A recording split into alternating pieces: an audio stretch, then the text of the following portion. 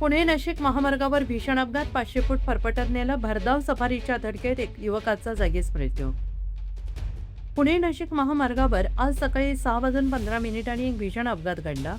या अपघातात मयत व्यक्ती अनिकेत एकनाथ वाघवे वर्ष 25 राहणार रांजणी तालुका आंबेगाव जिल्हा पुणे आणि त्यांच्यासोबत धनेश बबन जाधव वय वर्ष 25 राहणार जाधववाडी तालुका आंबेगाव जिल्हा पुणे हे महिंद्रा कंपनी चिंबळी फाटा येथे कामाला जात असताना आज सकाळी 6:15 ही घटना घडली. हे दोघेही एकाच गाडीवर एकाच कंपनीत जात असताना सफारी MH14JU 5455 या गाडीने त्यांना पेठजवळ 500 फूट फरफटत नेले. त्यात अनिकेत याचा जागीच मृत्यू झाला, तर धनेश हा गंभीर अवस्थेत असून त्याला शिवतीर्थ हॉस्पिटल येथे खेड येथे उपचारासाठी दाखल करण्यात आलेला आहे.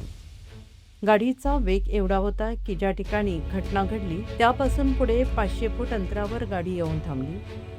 माहिती मिळताच खेड पोलीस यांनी सदर ठिकाणी जाऊन पंचनामा करून मृतदेह चांडोली ग्रामीण रुग्णालय या ठिकाणी PM साठी पाठवलेला आहे. या घटनेमुळे रांजणी गावावर दुःखाचा डोंगर कोसळलेला आहे, तर परिसरात हळहळ व्यक्त होते आहे.